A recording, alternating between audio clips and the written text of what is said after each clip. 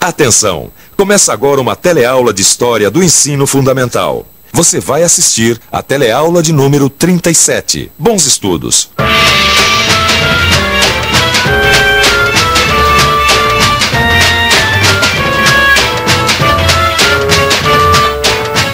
Abertura política. O que será isso? Você se lembra dela? Da abertura política? Você lembra o que foi a abertura política? Não lembro. Não. Bom, começou com o Figueiredo, né, eu acho. Dos últimos generais foi o que teve o regime mais abrandando. Bom, aqui no Brasil, abertura política é o nome que foi dado para esse período de transição da ditadura militar para o regime democrático. Como foi essa transição? Esse é o assunto que nós vamos ver na teleaula de hoje. Hoje você vai conhecer como o governo do presidente Geisel iniciou o processo de abertura, finalizada no governo Figueiredo. Como foi a campanha pela anistia, a campanha das diretas já, e como Tancredo Neves, um candidato da oposição, venceu as eleições para a presidência.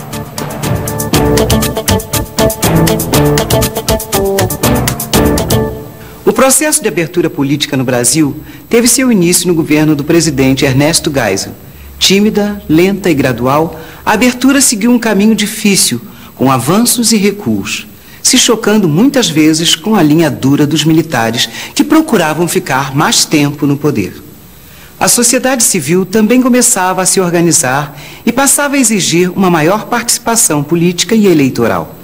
Entidades como a Conferência Nacional dos Bispos do Brasil, a CNBB, a Associação Brasileira de Imprensa, a ABI, e a Ordem dos Advogados do Brasil, a OAB, passaram a reclamar por liberdade de expressão e respeito aos direitos humanos. Brasília, 1979. Quando o último presidente do ciclo militar, João Figueiredo, assumiu o poder, o ato institucional número 5, o AI-5, já havia sido revogado. Neste momento, a política econômica dos governos militares mostrava claramente seus sinais de esgotamento. E aí você consegue imaginar o que aconteceu numa situação dessas? Uma situação que mistura crise econômica com processo de liberalização política? Ah, não deu outra. Começaram a pipocar greves por todo o país. O principal movimento grevista desta época foi o dos metalúrgicos do ABC Paulista, a região mais industrializada do país. Liderados pelo então sindicalista Luiz Inácio Lula da Silva, os metalúrgicos conseguiram negociar diretamente com os patrões. Essa negociação livre e direta entre operários e patrões contrariava totalmente a política salarial da época. Isso porque, nos tempos do regime militar, só o governo federal tinha competência de fixar a política salarial.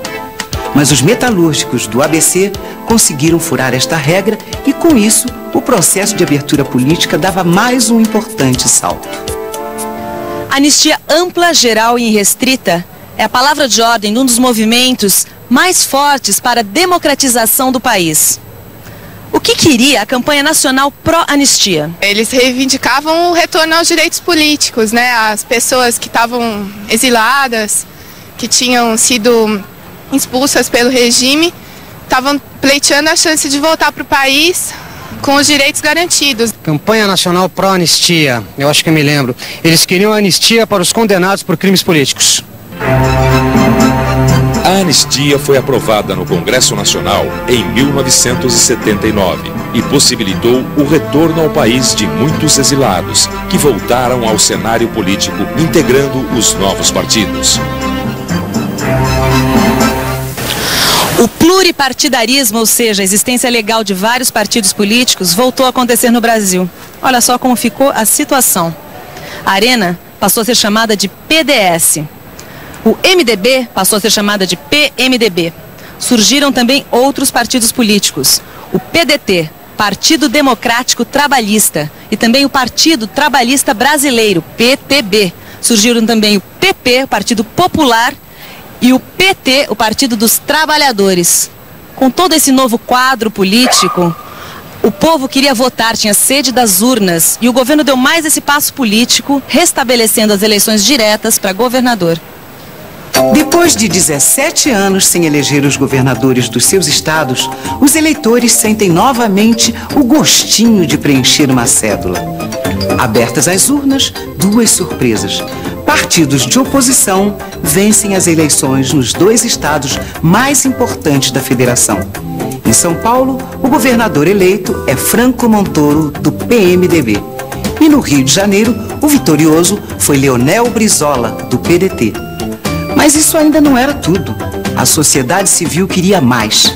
A sociedade civil também queria eleger o presidente da República.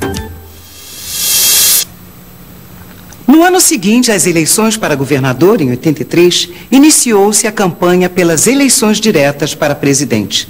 Uma campanha que ficou conhecida como Diretas Já. Diretas Já foi um dos movimentos mais fortes já vistos na história do Brasil. De ponta a ponta, o país inteiro pedia a mesma coisa, lutava por um mesmo ideal.